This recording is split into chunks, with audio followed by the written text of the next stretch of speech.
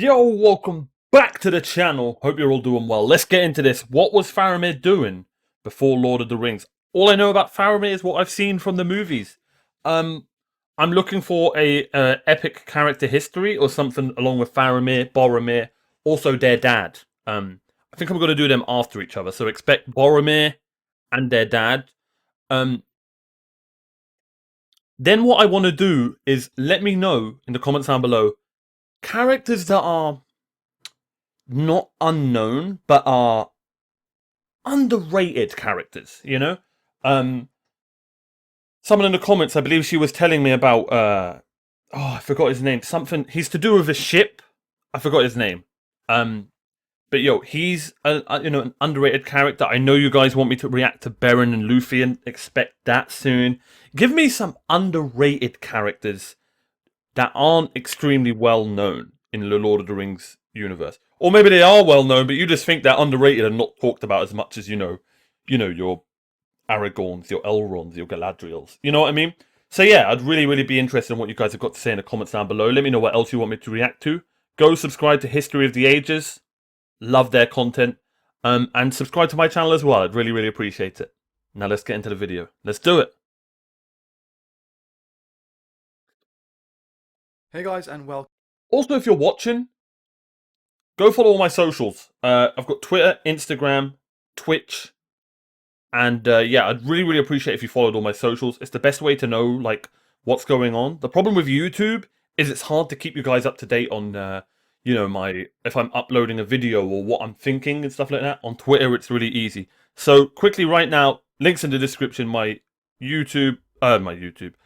You're on YouTube. My Twitter and my Twitch. Go and give them a follow, man. I'd really appreciate it. All right, let's do this. Welcome to History of Middle-earth. Today we are looking at the captain of the Ithilien Rangers and the younger brother of Boromir, Faramir, and everything that he was doing leading up to the events of I'm excited for this one. Build me an army worthy of Mordor. Faramir was such an important character, not only for his brave deeds during the War of the Ring, but outside of the lore. He was the character. It's got to be done for Faramir. Hut.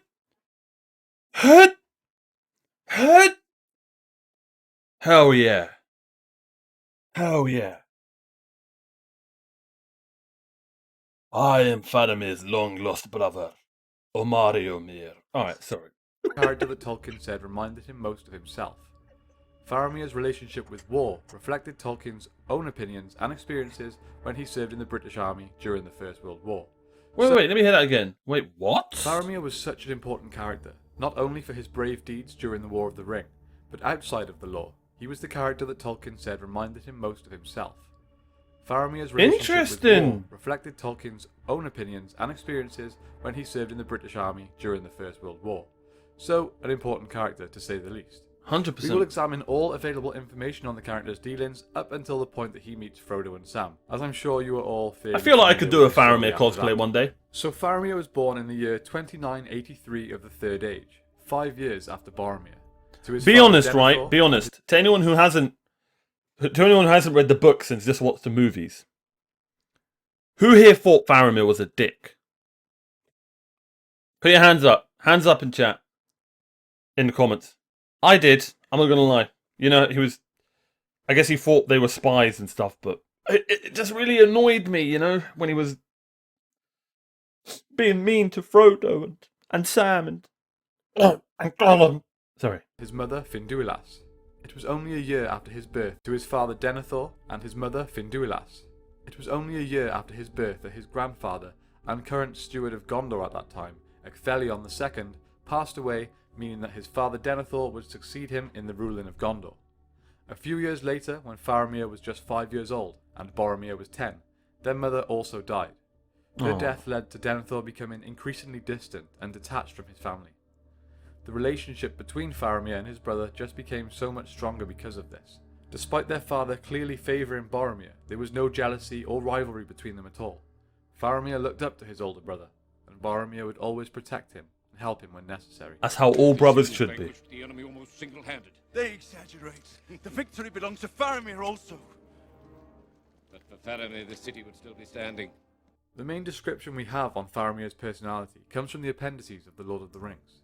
He read the hearts of men as shrewdly as his father, but what he read moved him sooner to pity than to scorn. He was gentle in bearing and a lover of lore and music, and therefore by many in those days his courage was judged less than his brother's. But it was not so, except that he did not seek glory in danger without a purpose. So Faramir's fondness and love for lore and music led to him becoming great friends with Gandalf the Grey, who regularly visited Minas Tirith. Gandalf often mentored Faramir and passed on much wisdom to him. However, his gentle nature and love for Gandalf did not please Denethor, who did not trust or like Gandalf. This pushed Denethor to resent his youngest son even more, his son who he even occasionally referred to as the wizard's pupil. But this resentment did not change Faramir's commitment to his duty. Man, that's your he was son! soon made captain of the Ithilien Rangers, a title that sounds rather important. But as the Rangers' main duty was to secretly protect the road from Minas Morgul to Osgiliath and ambush groups of orcs in Haradrim, essentially a first line of defence, is it possible that Denethor awarded this seemingly important title to Faramir because he's seen him as expendable?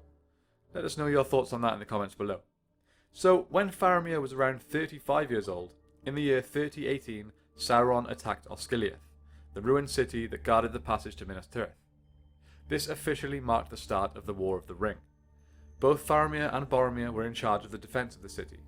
The men of Gondor were vastly outnumbered by the allies of the Dark Lord. Orcs, Easterlings, and Haradrim forced the men to retreat. However, despite the fact that they were largely outnumbered, Boromir states that Gondor's defeat was due to a power that had not been felt before, a power that came from a black horseman. The eastern half of Osgiliath was fully conquered when Faramir and Boromir and just a handful of surviving men were forced to destroy the last bridge across the Anduin to prevent the forces of the enemy entering the western half of the city. Good play. Shortly after the battle, Faramir had a prophetic dream, one that had recurred and even came to his brother Boromir, who had also had the same dream. In that dream I thought the eastern sky grew dark and there was a growing thunder, but in the west a pale light lingered, and out of it I heard a voice, remote but clear, crying, "Seek the sword that was broken. In Imladris it dwells. There shall be counsels taken, stronger than Morgul spells. There shall be shown a token, that doom is near at hand, for Isildur's bane shall waken, and the halfling forth shall stand." Nice. Faramir decided it would be best to journey to Imladris to seek the advice and guidance from Elrond, but fearing for his brother, Boromir claimed the errand for himself. Denethor approved the quest and ordered Faramir to remain in the defence of the city. So when Faramir first meets Frodo and Sam in the Two Towers, he recognises that they are the halflings from his dream and begins to make sense of what he's been seeing. This, of course, is not the only dream that Faramir had, but that is perhaps a story for another video on Faramir. If you guys are interested in that, we could look into a full history on the character, Yep. including what he does after the War of the We Ring. will. So, my question for you guys today is this. How do you think things would have played out if Faramir had gone to Rivendell instead of Boromir? Do you think he would have been a better choice for the Fellowship? Let us know your thoughts on that in the I'm going to say it.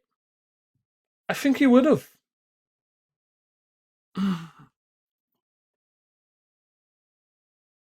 No. That's a tough one. You can't say that, right? You can't say that. Switching Boromir for Faramir could have a whole different effect. But I'd love to know, I'd love to know what you guys think. comments down below. That is a very So, good not question. a great deal is really known about Faramir's dealings before the War of the Ring, but we tried to get together everything we could find and everything that was available to give you guys a rough story and narrative on his life. They actually look Hopefully like you still brothers. enjoy It's it. crazy. So, time has That's so good. That was so good. I need to know more about Faramir. What if Faramir went to Rivendell instead of Boromir? We'll have to watch a character history on him. I actually nude?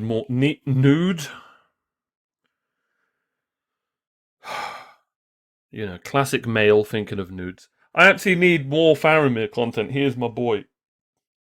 Love the scene between him and Boromir. I'm assuming that as an extended cut, which I've never seen. By the way, thanks for making it to the end of the video. We will be watching The Hobbit, don't worry. I'm a man of my word. I'm just figuring out the best way to edit things to get it on YouTube. Now on my Patreon, it'll be uncut, it'll be full screened, everything. On YouTube, well, if you guys ever watch someone react to Lord of the Rings or The Hobbit, you'll see that, they have to,